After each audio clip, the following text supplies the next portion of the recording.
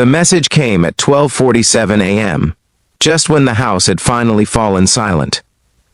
I had just closed my eyes, hoping sleep would pull me away from the restless thoughts swirling in my head, when my phone vibrated sharply against the nightstand.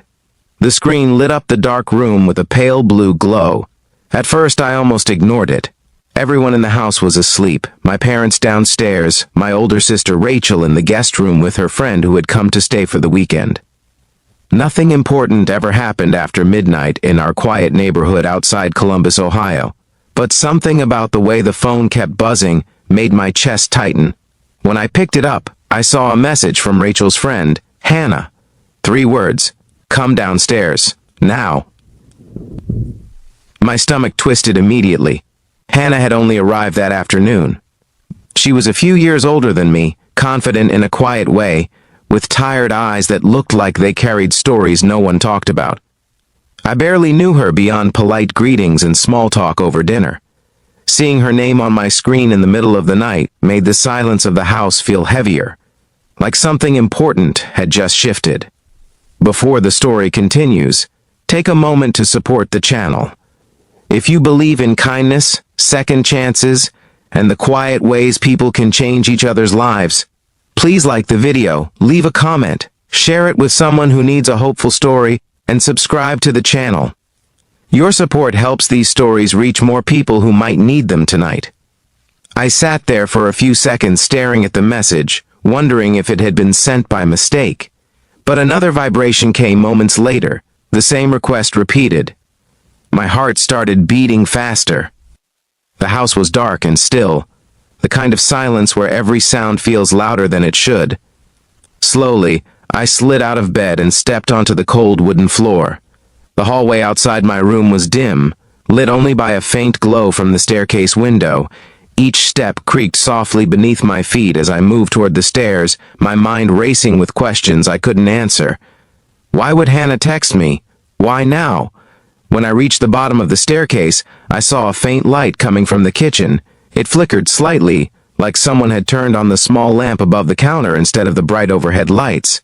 The rest of the house remained wrapped in darkness, and standing by the kitchen window was Hannah. She looked different than she had earlier that evening. At dinner she had seemed calm, almost cheerful, laughing with Rachel about old college memories. But now her shoulders were tense, her arms wrapped around herself as if she were trying to hold something together. When she noticed me, relief crossed her face so quickly it almost hurt to see. She hadn't expected me to come. For a moment neither of us said anything. The refrigerator hummed quietly behind us. Outside, the streetlights cast long shadows across the empty road. It was clear something was wrong. I had always been the quiet one in the family. Rachel was loud, confident, the kind of person who filled every room with energy. I usually stayed in the background, observing more than speaking. That night, though, something about Hannah's expression made me step forward without hesitation. Up close, I could see that her eyes were red, like she had been crying. She explained slowly, almost carefully, that she couldn't sleep. At first she had tried to ignore the feeling building in her chest, the same feeling she had been fighting for weeks. But the silence of the house had made it louder. Eventually it became impossible to ignore. And for some reason she had thought of me. That was the part that surprised me most. Hannah told me that earlier in the evening she had noticed something when we were sitting at the dinner table. Everyone else had been talking loudly, telling stories and laughing. But I had been quiet, listening carefully to everyone, the way people do when they are used to feeling invisible. She said she recognized that feeling immediately, because she had lived with it for years. The conversation that followed unfolded slowly, like the quiet turning of pages in a book neither of us knew we were writing. Hannah didn't rush through her story. Instead, she shared it piece by piece, as if she was testing whether the words were safe to release into the air. She had been struggling for months after losing her job in Chicago. What started as a temporary setback had slowly grown into something heavier. Bills piled up, confidence disappeared, friends drifted away. Eventually she had packed a suitcase and come to visit Rachel, hoping a few days away from everything might help her breathe again. But the thoughts had followed her. That night, standing in our kitchen, she admitted something that made my chest tighten. She had almost left earlier. She had packed her bag and thought about driving away in the middle of the night without telling anyone. She didn't know where she would go, only that staying still felt unbearable. But before walking out the door, she had sent that message. And somehow I had answered it.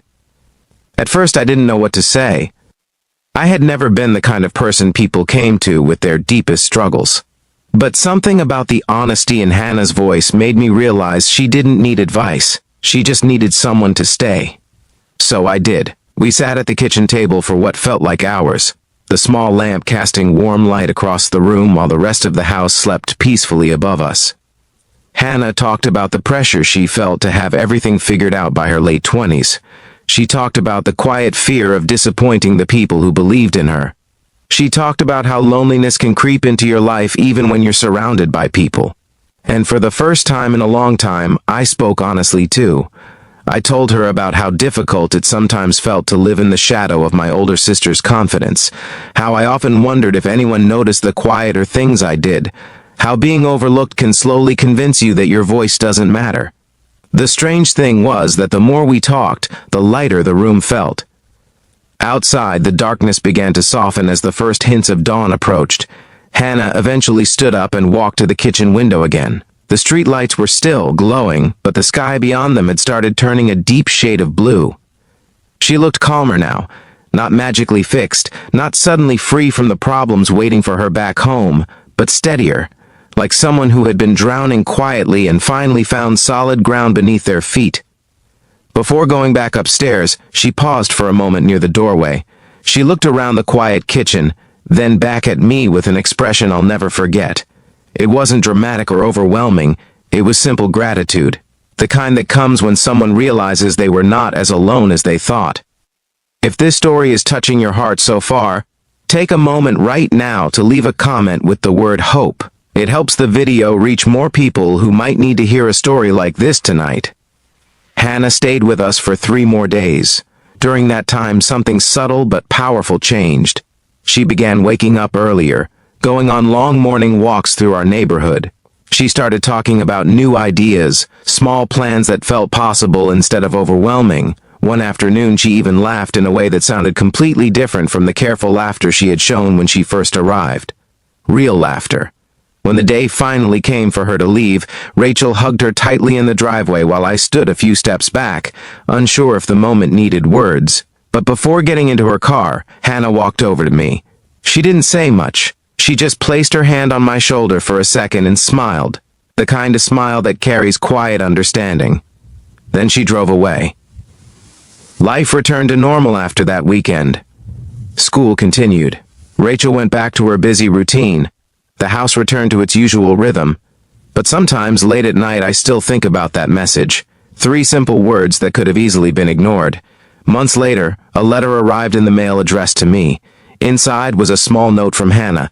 She had found a new job in Denver and was slowly rebuilding her life. At the bottom of the letter, she had written something that stayed with me longer than anything else. She wrote that sometimes the most important moment in a person's life isn't a huge event or a dramatic turning point. Sometimes it's just someone answering a message in the middle of the night.